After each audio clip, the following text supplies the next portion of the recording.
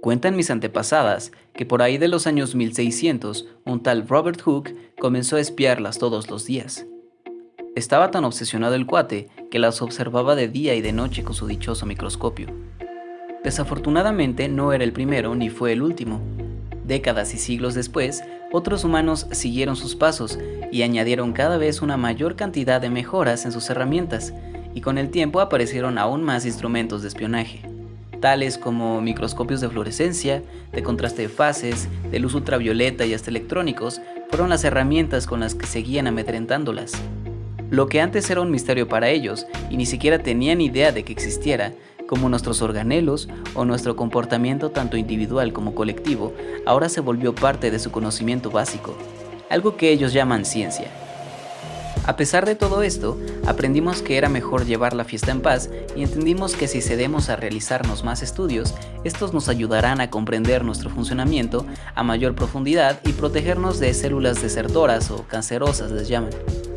Claro, como en cualquier sociedad, existen rebeldes y anarquistas, como algunos procariontes o eucariontes como son hongos, animales parásitos y virus que decidieron embarcarse en una guerra contra los humanos.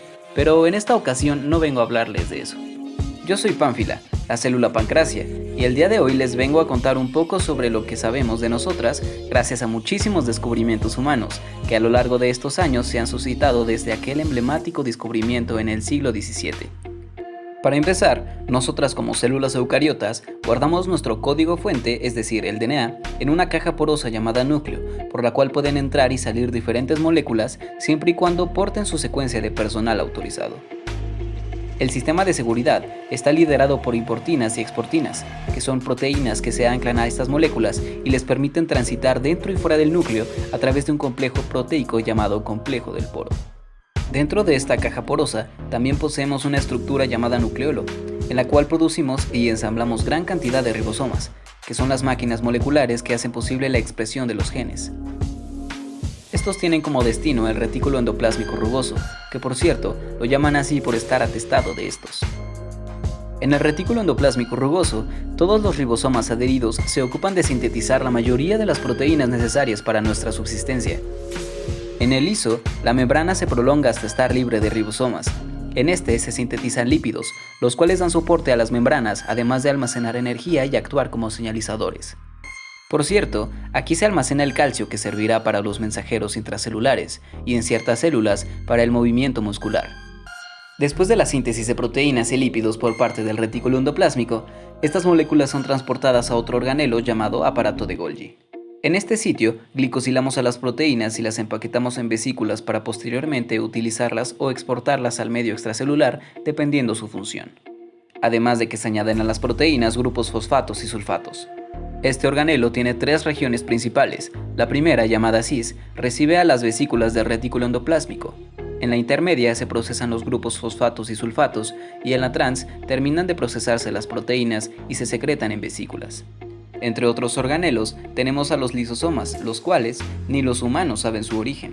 Son encargados de degradar a las moléculas que no son útiles para la célula mediante el uso de enzimas. Existen lisosomas tempranos, los cuales contienen hidrolasas ácidas, y los lisosomas tardíos, donde se fusiona el lisosoma con un endosoma, el cual proviene del exterior de la célula. ¿Sabías que tenemos también organelos capaces de producir peróxido de hidrógeno a partir de oxígeno molecular? Pues no solo eso, los peroxisomas contienen enzimas oxidativas que se encargan de la degradación de ácidos grasos y aminoácidos, además de que también intervienen en reacciones de detoxificación. Por cierto, las células vegetales tienen un organelo muy parecido y especializado, llamado glioxisoma.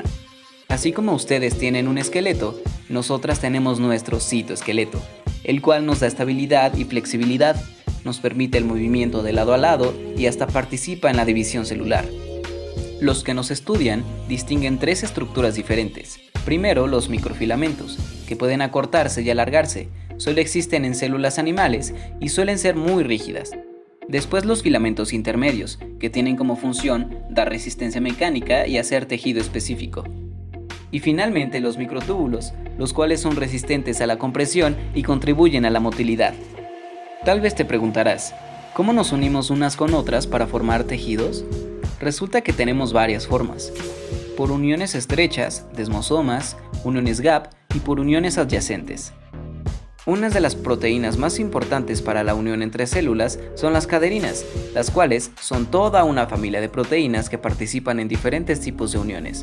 De hecho, se piensa que es parte importante de la evolución animal, ya que se encuentran en registros moleculares de millones de años de antigüedad, por lo que se cree que es una proteína precursora de la unión entre células. Seguramente en este punto te estarás preguntando, ¿es posible que unas células se comuniquen con otras aunque estén lejos unas de otras? La respuesta es que sí. Resulta que tenemos ciertas estructuras en la superficie llamadas receptores, los cuales son capaces de reconocer mensajeros provenientes de otras células para interactuar con ellos y activar la secuencia de eventos que conducen a una respuesta dentro de nosotras. Citando a Mufasa, nosotras estamos inmersas en un ciclo sin fin. Sin embargo, a diferencia del rey de la sabana, nosotras tenemos etapas de vida distintas.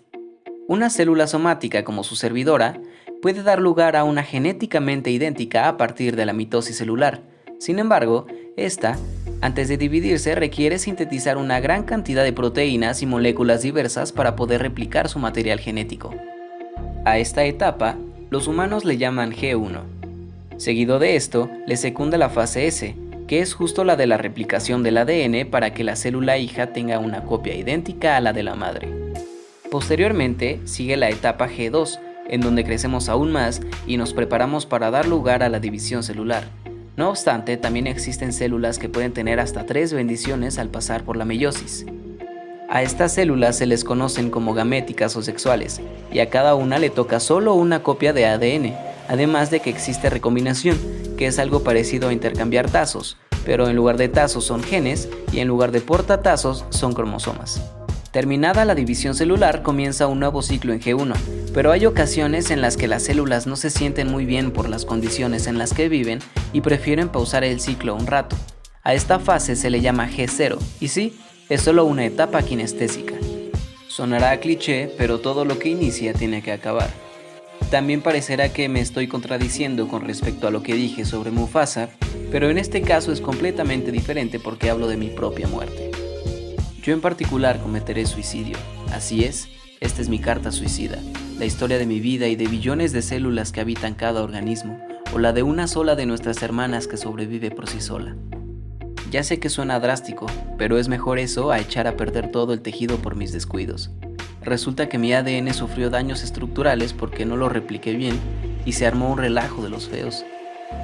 A esta decisión que he tomado la llaman apoptosis, y es solo un tipo de muerte celular programada. Básicamente consiste en la condensación nuclear o pignosis, la reducción en el volumen del citoplasma y la posterior fragmentación. Otras formas por las que una célula puede programar su muerte es la autofagia, que se caracteriza por la vacuolización del citoplasma, o la necrosis, donde se rompe la membrana plasmática y se pierde todo el contenido intracelular. Y como dije, yo aquí me despido. Que tengan lindo día. Y si de loca me tiran, pues que la flaca los persiga. Ahí te voy, San Pedro.